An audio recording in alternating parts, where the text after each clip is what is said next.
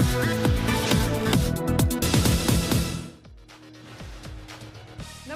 Money गुरु के इस खास पेशकश में आप सभी का स्वागत है। मैं हूं स्वाति रायना। आज हम एक ऐसे दिलचस्प रूल के बारे में बात करने वाले हैं जिससे आप आसानी से पता लगा सकते हैं कि आपका निवेश किया हुआ पैसा कितने साल में डबल हो जाएगा। जाहिर तौर पर आप में से कई लोग जानना चाहते होंगे कि आपकी जो पूंजी है, जो आप निवेश करते हैं, वो रकम कितने साल में दुगनी हो जाएगी। तो ये फॉर्मूला आपके बहुत काम आने वाला है और इसी फॉर्मूला को हमें समझाने के लिए आज हमारे साथ जो एक्सपर्ट है उनका परिचय करा दे। अमित कुकरेजा, ये है फाउंडर amitkukareja.com। अमित, बहुत स्वागत करते हैं आपका मनी गुरु में और बहुत ही दिलचस्प विषय पर आज हम चर्चा करने वाले हैं। और ये एक ऐसी कैलकुलेशन है जो आप उंगलियों पर कर सकते हैं और अगर आपकी मैथमेटिक्स या गणित अगर आपका एकदम दुरुस्त है तो आप बिल्कुल 1 मिनट या चुटकियों में भी इस कैलकुलेशन को कर सकते हैं। तो आज हम बात करेंगे रूल ऑफ 72 और रूल ऑफ 69 की। ये दोनों ही निवेश के रूल्स हैं जिससे पता लगाना आसान हो जाता है कि आपकी निवेश की गई रकम कितनी जल्दी आप दुगना कर सकते हैं अलग अलग जो एसेट क्लासेस में निवेश जो आपका है उनमें। इसलिए सबसे पहले मैं अब रूल ऑफ 72 के बारे में आपसे जानना चाहती हूँ, क्या है ये? देखिए स्वाति, वो लोग जो फाइनेंशियल प्लानिंग कैलकुलेशन से डरते हैं, जो बहुत सिंपल तरीके से ये जानना चाहते हैं कि मेरा पैसा कितने टाइम में डबल हो सकता है अगर मुझे उसका रेट ऑफ रिटर्न मालूम है, या फिर अगर मुझे उसका टाइम मालूम है कि मुझे इतने टाइम में वो पैसा डबल करना है तो कितना रेट ऑफ रिटर्न होना चाहिए। तो रूल ऑफ 72 आपको ये कैलकुलेशन बिल्कुल फिंगर टिप्स पे कर देता है। रूल ऑफ 72 ये बोलता है कि जो नंबर आपका रेट ऑफ रिटर्न है उस नंबर से आप 72 को डिवाइड करेंगे तो जो आपका नंबर आएगा वो उतने साल का नंबर आएगा जितने साल में वो पैसा डबल होगा।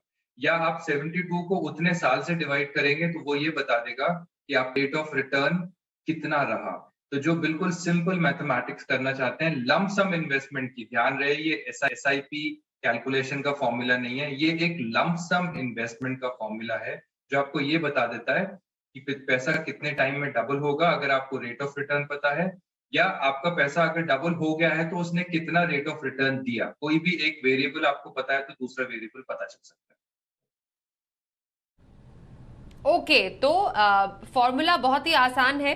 72 को आप डिवाइड कर दीजिए रेट ऑफ रिटर्न से।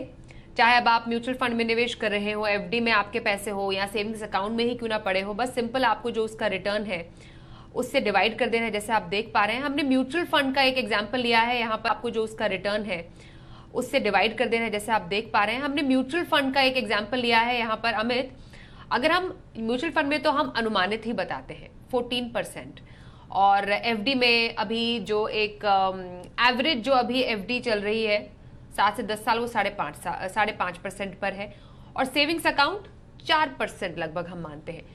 तीनों में ही दोगुनी रकम कितने साल में हो जाती है इस फॉर्मूला से पता चल रहा है। आप देख भी पा रहे होंगे, म्यूचुअल फंड में 14% भी अगर आप रिटर्न मानते हैं तो आपकी रकम जितनी आप जैसा अमित ने बताया, आप जो एक लमसम अमाउंट ना अमित, लमसम अमाउंट जो आपका है जो निवेशित है उसको आप कितने कितने साल में डबल कर सकते हैं। थोड़ा सा इस पर आप रोशनी डालिए अमित जी। देखिए, अगर आप 14% से रिटर्न ले रहे हैं तो आप 72 डिवाइड बाय 14 करेंगे तो 5.14 आ जाएगा। वो आपका ड्यूरेशन बताता है इन ईयर्स जिसमें आपका पैसा डबल हो गया। अगर आप 8% का रिटर्न ले रहे हैं तो वो 72 डिवाइडेड बाय 8 इज 9 ईयर्स। अगर आप 6% ले रहे हैं तो 72 डिवाइडेड बाय 6 इज 12 ईयर्स। तो आप एक सिंपल सा टेबल देखेंगे, उसमें 5.5% FD है और 4% सेविंग्स अकाउंट है, तो वो पैसा आपका 13 साल या 18 साल में डबल हो रहा है। बहुत सिंपल सा रूल है, जो लोग कॉम्प्लेक्स मैथमेटिक्स नहीं करना चाहते हैं उनके लिए है, लेकिन ये एक हर रिटर्न पे नहीं चलता। इसकी एक कंस्ट्रेंट्स हैं, एक इसकी एक लिमिट है जहां तक ये थोड़ा सा आपको करेक्ट आंसर देता है, उसके बाद ही आंसर इनकरेक्ट देना शुरू कर देता है। तो स्वाति, जब आप मुझे लीड करेंगे तो मैं आगे के इसके कैवियट्स बताना चाहूंगा, बट फिलहाल मैं आपके फ्लो में आपके साथ चलना चाहता हूँ। सो आप पूछें नेक्स्ट क्वेश्चन। ओके, तो रूल ऑफ 72 हमने समझा, जिससे आप मोटा मोटी तौर पर ये पता लगा सकते हैं कि आपका पैसा कितने समय में डबल होगा। अब ये रूल ऑफ 69 क्या है? ये भी बताता है कि आपकी रकम कितने समय में डबल होगी। तो ये रूल ऑफ 72 से कैसे डिफरेंट है?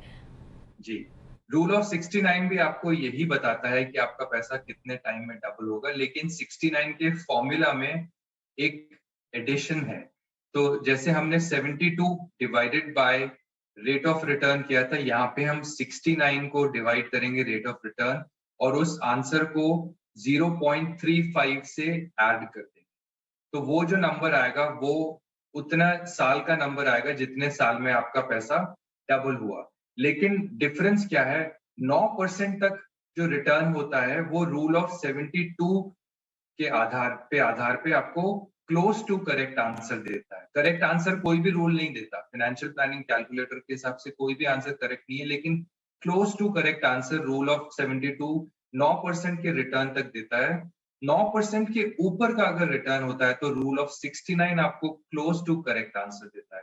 सो 1% से 9% तक अगर आपके रिटर्न्स हैं और आपको कैलकुलेट करना है कितने साल में डबल होगा, तो रूल ऑफ 72 लगाएं। 9% से ऊपर का रिटर्न है और आपको कैलकुलेट करना है कितने साल में वो डबल होगा, तो रूल ऑफ 69 लगाएं, जो कि एग्जैक्ट सिंपल डिवाइड करने वाले फंक्शन नहीं है। रूल ऑफ 69 में आपको 0.35 ऐड करना पड़ता है आंसर से। तो ये अगेन एक simple finger tips based calculation है और इसको आप विपरीत भी कर सकते हैं। अगर आपको पता चल गया कि आपको कितने साल में पैसा डबल हो गया, लेट्स से आपका 3 साल में पैसा डबल हो गया, तो आपको रेट ऑफ रिटर्न निकालना है, तो आप 72 को 3 से डिवाइड करते हैं, तो जो भी फिगर आता है आपका 24%, तो 24% का रिटर्न आया अगर आपका पैसा 3 साल में डबल हो गया, तो वो आप 69 से भी कैलकुलेट कर सकते हैं, 72 से भी कैलकुलेट कर सकते हैं। 69 वाला correct close to correct answer है। तो ये ऑपोजिट भी चलता है। बिल्कुल अमित, हमने बिल्कुल वही एग्जाम्पल लिया म्यूचुअल फंड, एफडी और सेविंग्स अकाउंट का। सेम 14% रिटर्न म्यूचुअल फंड में अगर एक्सपेक्ट करते हैं, 5.5% एफडी में आप अगर लेते हैं ब्याज दर जो आपकी रिटर्न है, और सेविंग्स अकाउंट का 4% दे, तो दोगुनी रकम रूल ऑफ 69 के हिसाब से, जिसमें आप 69 डिवाइडेड बाय जो रेट है प्लस 0.35 करते हैं, तो म्यूचुअल फंड में 5 साल 27 महीने में आपका पैसा डबल होगा। यही एफडी में आपको लगभग 12 साल 89 महीने लगेंगे और सेविंग्स अकाउंट में 17 साल 6 महीने लगेंगे। तो बहुत माइन्यूट डिफरेंस है अगर हम कंपेयर करें रूल ऑफ 72 से।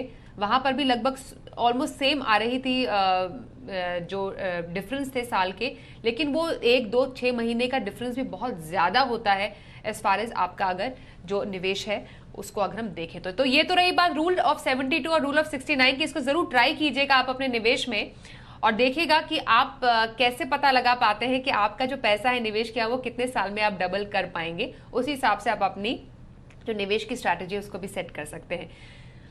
ओके, चलिए पहले कॉलर हमारे साथ हैं। हमारे साथ उज्जवल है, उज्जवल कुमार झा नई दिल्ली से पहले कॉलर है, उनसे बात करते हैं। उज्जवल, बहुत स्वागत करते हैं हम आपका मनी गुरु में। और आप 28 साल की उम्र में पिछले इनफैक्ट कई सालों से आप फाइनेंशियल प्लानिंग कर रहे हैं। सबसे पहले बहुत शुभकामनाएं आपको, ऑल द बेस्ट कि आपने 20s में अपने फाइनेंशियल प्लानिंग की शुरुआत की। थोड़ा सा क्लैरिटी हमें और देंगे आप जो निवेश कर रहे हैं वो किस लिए कर रहे हैं, आपका लक्ष्य क्या है? मैम एक्चुअली मैं अभी बैंक ऑफ बड़ौदा में काम कर रहा हूँ और एज ऑफ नाउ ऐसा कोई गोल नहीं है। बस ये जो भी अभी स्टार्ट किया, जो भी एसआईपी लॉन्ग टर्म के लिए किया है, और सारा ही का जो मैंने सोचा हुआ है कि मेरे को ये रिडीम करना ही नहीं है टिल 60, जब तक मैं रिटायरमेंट एज ले लूँ तब तक, मतलब रिडीम करने का अभी तक मैंने प्लान नहीं करा है। लेकिन लॉन्ग टेन्योर सिर्फ होने से, ऐसे तो कोई भी एसआईपी आप कोई भी फंड ले लो तो लंबा समय के लिए अगर आप लेते हो तो ऑब्वियसली रिटर्न्स अच्छा रहता है, लेकिन फिर भी एक मन में डाउट आ जाता है कि वेदर आई एम इन्वेस्टिंग और whether I have chosen the correct fund और नॉट। तो इससे रिगार्डिंग मैंने क्वेश्चंस पूछा था। अभी टैक्स सेविंग के लिए भी अभी क्वांट का मैंने मतलब एक इन्वेस्टमेंट किया था क्वांट में, और वो 90,000 रुपीज का था। तो क्वांट टैक्स प्लान फंड का नाम है, तो क्या वो सही है या नहीं है? ये लमसम मैंने डाला था 90,000 रुपीज अभी। तो पहला क्वेश्चन तो ये रहेगा। दूसरा क्वेश्चन मैम ये रहेगा कि मेरा अभी 4 SIPs चल रहा है। एक थीमेटिक है जो कि टाटा का डिजिटल फंड है, और वो 2500 रेगुलर जा रहा है, ठीक है, जो कि अभी जस्ट मैंने 2 मंथ्स पहले चालू किया है। और एक इंडेक्स फंड है HDFC का, वो साथ में ही मैंने चालू किया था, टाटा का डिजिटल फंड एंड HDFC का इंडेक्स फंड। ये दोनों 2500 रुपया दोनों का मैंने लॉन्ग टर्म के लिए चालू किया हुआ था। और जो अर्लियर मेरे पहले से चल रहा है वो मतलब कोटक का स्मॉल कैप फंड है, जो कि मेरा अभी टोटल उसमें फंड्स में जो गया हुआ है समवेयर अराउंड 25,000 रुपीज गया हुआ है। और एक Mirae asset blue chip fund, उसमें 2,000 रुपीज हर मंथ जा रहा है। तो कैसे कंटिन्यू किया जाए, इसमें कुछ चेंजेस का जरूरत है कि? आपके उज्जवल 17,000 की आपकी SIP है, कॉन्टैक्ट प्लान में आपका एक मुश्त निवेश भी है, पर फिर भी आप 28 साल के हैं, कोई आपने गोल नहीं रखा कि किसी पर्टिकुलर गोल के लिए आपको कोई रकम चाहिए होगी? अगर मानिए आपकी शादी हुई है, नहीं हुई है, तो बहुत सारे नहीं मैम, अभी मैरिड तो नहीं हूँ। गोल्स तो बिल्कुल है मैम, लेकिन ये जो भी अभी तक मैंने जो भी SIPs चालू किया है मैम, तो ये सारा ही SIPs जो है, ये सारा का सारा मैंने कोई गोल ओरिएंटेड नहीं किया, ये सारा का सारा मैंने रिटायरमेंट के लिए ही किया है। इवन कि मैं 4200 रुपीज के रिटायरमेंट गोल हुआ ना? हाँ, वही मैंने बोला कि 60 से पहले मैंने एक भी रिडीम नहीं करना। ठीक है, ओके, ठीक है। उज्जवल जी का सवाल हमें क्लियर हो गया। अमित, आप राय दीजिए अब। श्योर। उज्जवल, आप इतनी यंग एज में आपने इन्वेस्टमेंट शुरू किया है, ये बहुत अच्छी बात है। आपको पावर ऑफ कंपाउंडिंग का बहुत ही ट्रिमेंडस एडवांटेज होने वाला है। लेकिन जैसे स्वाति आपको बोल रही थी कि गोल को अटैच करना बहुत जरूरी है, जो आपने किया हुआ है। रिटायरमेंट गोल है जो आज से एटलीस्ट 25 इयर्स अवे है, अगर आप 50 के बाद रिटायर होने का सोच रहे हैं। तो इस दौरान अगर कोई और लाइफ का गोल आ जाता है, जैसे वेडिंग या कार या एनीथिंग एल्स, तो उस गोल में हो सकता है इस पोर्टफोलियो से आपको विड्रॉ करने की टेम्पटेशन हो, जो आपके पावर ऑफ कंपाउंडिंग को डिफीट कर सकता है। तो पहली बात तो you should be very very clear कि ये गोल आपका इस SIP से टैग्ड है और ये हम छेड़ेंगे नहीं। अगर हम इस गोल पे डटे रहेंगे, टिके रहेंगे, तो आपकी 17,000 रुपए की SIP अबाउट 20 साल में 2 करोड़ का कॉर्पस क्रिएट करके दे सकती है। मतलब आप 28 के हैं, 48 तक अगर यही SIP चलती रही तो आप 2 करोड़ के मालिक बन सकते हैं 48 तक। और उस पे अगर आप रूल ऑफ 72 लगाएं, अगर मैं स्वाति का फॉर्मूला जो हमने अभी शुरू में डिस्कस किया था, और अगर 10% की रिटर्न है तो वो 2 करोड़ आपका 7 साल में 4 करोड़ हो जाएगी। मतलब 48 से आप 55 तक 4 करोड़ के मालिक बन जाएंगे, और 7 साल लगाएंगे तो 62 तक आप 8 करोड़ के मालिक बन जाएंगे। आप समझ रहे हैं मेरी बात? तो आपके पास एक बहुत ही जबरदस्त पावर ऑफ कंपाउंडिंग है। You should be very clear. आपके फंड्स चारों अच्छे हैं। मेरा सजेशन ये, आप यंग हैं, आप रिस्क ले सकते हैं, इसलिए आपने नॉन लार्ज कैप फंड्स वाले पैसे इन्वेस्टमेंट ज्यादा की हुई है। 50% लार्ज कैप रखिए, 50% उसमें लार्ज कैप इंडेक्स और लार्ज कैप एक्टिव। उसके बाद आप sectoral, thematic, mid cap and small cap का एक्सपोजर लीजिए। अभी आप 9-10 हजार रुपए लार्ज कैप इंडेक्स में ही रखिए। आप अभी फ्रेश इन्वेस्टर होंगे, ज्यादा हिस्ट्री नहीं होगी, 3-4 साल की होगी। इस हिस्ट्री से अपना एक्सपीरियंस बढ़ाएं, डायरेक्ट प्लान में रहें, कॉस्ट को कम रखें, रिव्यू करते रहें, और पावर ऑफ कंपाउंडिंग और रूल ऑफ 72 का कॉम्बिनेशन याद रखें। आज के शो का सबसे बड़ा लर्निंग है, you could be very very rich person by the time you actually retire. Okay, तो उज्जवल आपने समझ लिया होगा। और देखिए, रूल ऑफ 72 बिल्कुल उंगलियों पर। वैसे अमित तो एक्सपर्ट हैं ही, वो तो आसानी से कर सकते हैं, और आप भी उज्जवल आसानी से कर सकते हैं कि आपकी रकम कितने समय में दुगनी हो जाएगी। ये मैजिक है रूल ऑफ 72 का, जो आप अप्लाई कर सकते हो। पावर ऑफ कंपाउंडिंग, और जितना जल्दी आप निवेश करते हैं उसमें और भी ज्यादा मैजिकली वर्क करता है। एक और कॉलर से बात करें, पुणे से अविनाश चौधरी हमारे साथ है। अविनाश जी, बहुत स्वागत करते हैं हम आपका शो में। आप फिलहाल 10 फंड में SIP कर रहे हैं, जो डिटेल्स हमारे पास है। Good evening. लगभग 17,250 की, और रिटायरमेंट के लिए आप कह रहे हैं 20 साल में आपको 5 करोड़ रुपए का लक्ष्य चाहिए। लेकिन आपको लगता है कि 20 साल में आप 5 करोड़ रुपए हासिल कर पाएंगे? SIP अमाउंट थोड़ी कम नहीं लग रही है आपको? बढ़ा सकते हैं इसे? ईयरली 10% बढ़ाऊंगा। हेलो, ईयरली 10% बढ़ाने की सोच रहे हैं? हाँ, बिल्कुल, मैं सुन पा रही हूँ आपको। और 5 करोड़ का जो आपने एक लक्ष्य रखा है वो कैसे आप इस रकम पर पहुंचे कि 5 करोड़ आपके लिए सही रहेगा रिटायरमेंट पे? महंगाई को जोड़ा आपने इसमें या कुछ ऐसा कैलकुलेशन अपने हिसाब से की? एजुकेशन एंड रिटायरमेंट दोनों का कैलकुलेट करके किया। ओके, तो बच्चे की एजुकेशन लगभग कितने साल के बाद आपको चाहिए अविनाश पैसे? लगभग 15 इयर्स। 15 साल में। और वो रकम कितनी होगी? 15 लाख अप्रोक्स। 10 लाख। ओके, थोड़ा सा हम आपके इस फाइन ट्यून करते हैं। 50 lakh. 50 lakh, sorry 50 lakh. Okay okay, चलिए आपके इस पूरे प्लानिंग को थोड़ा फाइन ट्यून करते हैं और एक्सपर्ट से ही पूछते हैं कि क्या आप सही प्लानिंग की तरफ बढ़ रहे हैं। बताइए अमित। देखिए, आप इस समय 17,500 का SIP कर रहे हैं और आपको अगर 20 साल में 5 करोड़ एक्यूमुलेट करने हैं तो आपको 43,000 का SIP करना है।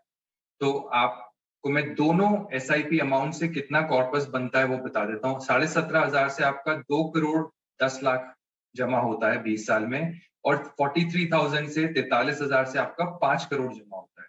अब आपके पास एडिशनल SIP करने की कैपेसिटी है, 10% एक्स्ट्रा हर साल कर सकते हैं। तो आपका अमाउंट इसी बीच में 2 करोड़ 10 लाख से लेके 5 करोड़ के बीच में जमा हो सकता है। मैं रेट ऑफ रिटर्न 14% मान के चल रहा हूँ। इसमें मैं GDP ग्रोथ 8% मान के चल रहा हूँ, इन्फ्लेशन समवेयर बिटवीन 5-6% मान के चल रहा हूँ। तो आप इजीली 5 करोड़ जमा कर सकते हैं। लेकिन अगर आपकी इन्वेस्टिंग कैपेसिटी 43,000 से भी ज्यादा हो सकती है, जो कि होगी क्योंकि आपकी सैलरी बढ़ेगी, तो आप 5 करोड़ को भी क्रॉस कर सकते हैं। तो आपके पास एक अच्छी रेंज है कॉर्पस में, और 15 साल का पीरियड आपको पावर ऑफ कंपाउंडिंग से अच्छा रिटर्न एजुकेशन के लिए दे सकता है। तो मुझे लगता है अभी तो आप इस SIP अमाउंट से 5 करोड़ टच नहीं कर सकते, लेकिन जैसे जैसे आप टाइम देंगे, आपकी एक सैलरी बढ़ेगी, तो आप धीरे धीरे हो सकता है 5 करोड़ तक पहुंच भी जाए, हो सकता है उसको एक्सीड भी कर जाए। नंबर 2, आपकी स्कीम्स जो हैं सारी अच्छी हैं, बस आप हो सके तो 5 या 6 ही स्कीम रखें SIP के लिए, ज्यादा ना रखें। टैक्स एफिशिएंसी के लिए आप भले मत बेचिए, होल्ड कीजिए, लेकिन इन स्कीम्स को कट डाउन करिए। Given your age, I would still suggest कि एटलीस्ट 40% SIP आपकी लार्ज कैप फंड्स में होनी चाहिए, बाकी की 20-25% लार्ज एंड मिड कैप के कॉम्बिनेशन फंड्स में होनी चाहिए। उसके बाद आप sectoral, mid cap and small cap का एक्सपोजर ले सकते हैं, क्योंकि आपका होराइजिंग, इन्वेस्टिंग होराइजिंग अच्छा है तो आपको रिटर्न्स अच्छे मिलेंगे, और मैंने एवरेज 14% मान के कैलकुलेशन की। ओके, तो एक थोड़ा क्रक्स अविनाश आपके लिए निकाले कि फंड्स तो आपके अच्छे हैं जैसा बता रहे हैं अमित, लेकिन स्कीम्स क्योंकि आपके बहुत सारी हैं, थोड़ी सी कट शॉर्ट आप स्कीम्स कर सकते हैं। आपके पास 10 फंड है, 5 से 6 स्कीम आप अपने निवेश को आगे बढ़ा सकते हैं। और जैसा अमित बता रहे हैं, लार्ज कैप और इंडेक्स फंड, ऐसे फंड शामिल करें तो अच्छा है। और डायरेक्ट जो प्लान होता है, ग्रोथ ऑप्शन, ऐसे फंड्स में आप निवेश कर सकते हैं।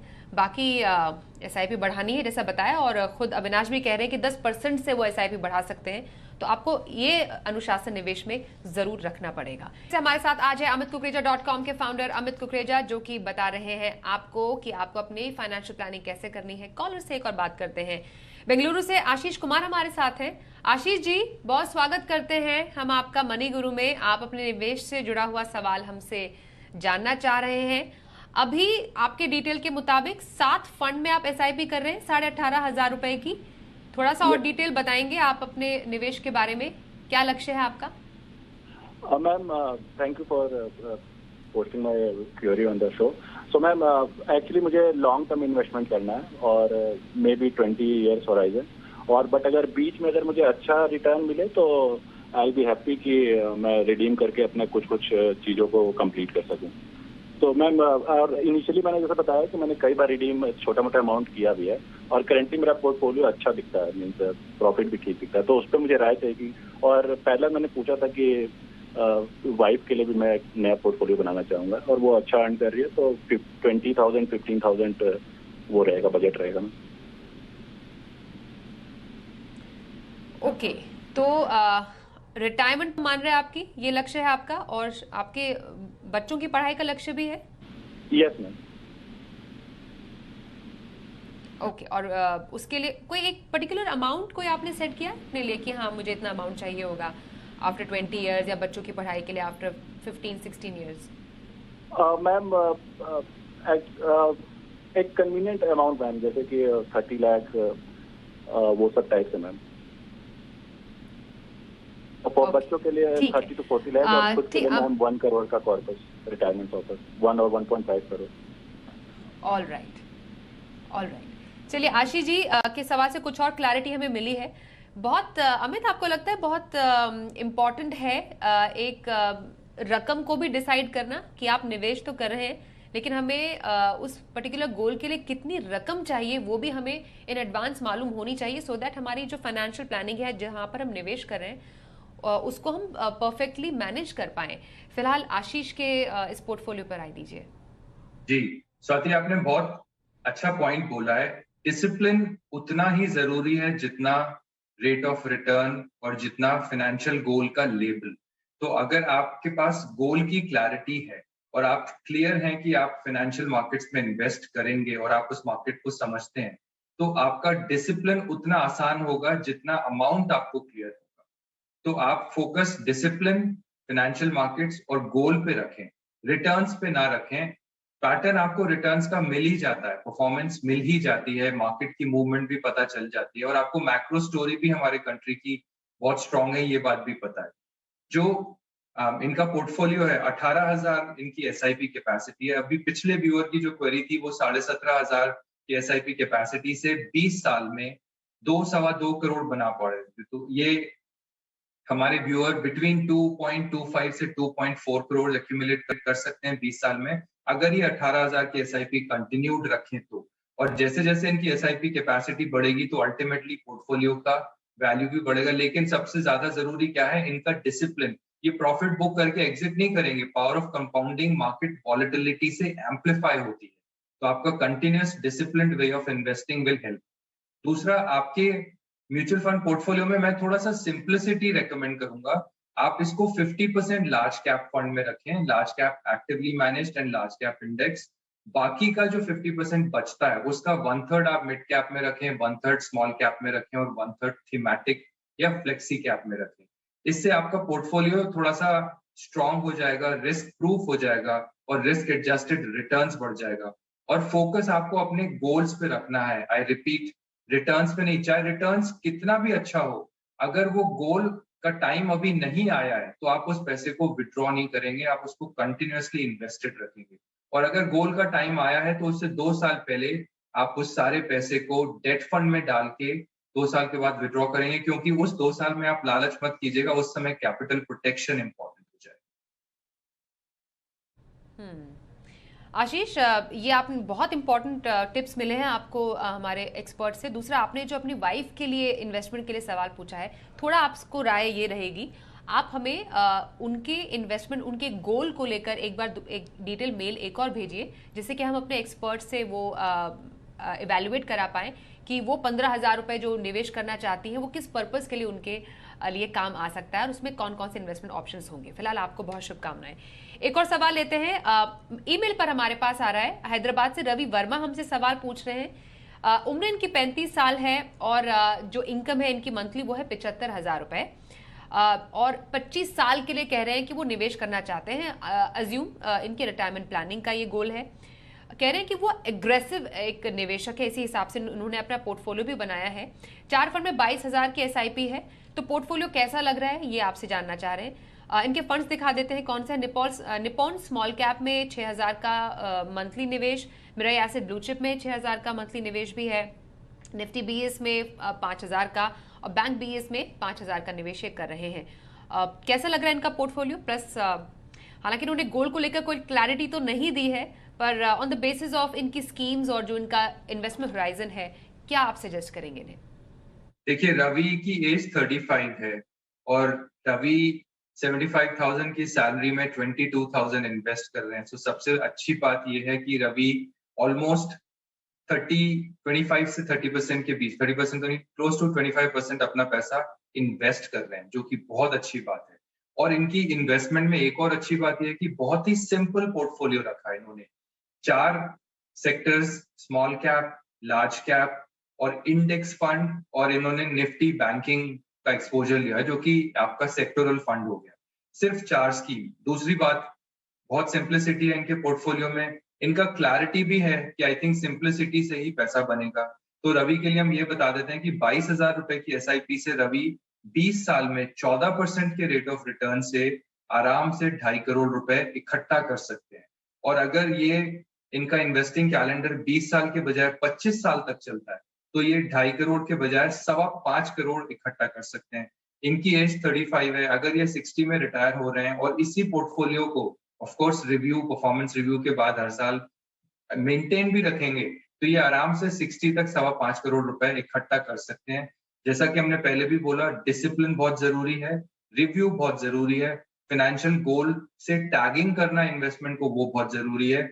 और अगर किसी एक्सपर्ट के साथ एक बार अपना inflation adjusted portfolio requirement review कर लें, तो इनका प्लान बहुत ही फूल प्रूफ और बहुत ही सॉलिड हो सकता है, जो इनके लक्ष्य तक इनको शायद 25 साल से पहले ही पहुंचा सकता है, पहुंचने में आसानी करेगा। बहुत बहुत शुभकामनाएं रवि आपको देंगे आपके इस पोर्टफोलियो के लिए, और बहुत धन्यवाद करेंगे अमित आपका हमारे साथ मनी गुरु में शामिल होने के लिए। इस एपिसोड में बस इतना ही। रुकेंगे एक ब्रेक के लिए। देखते रहिए जी बिजनेस।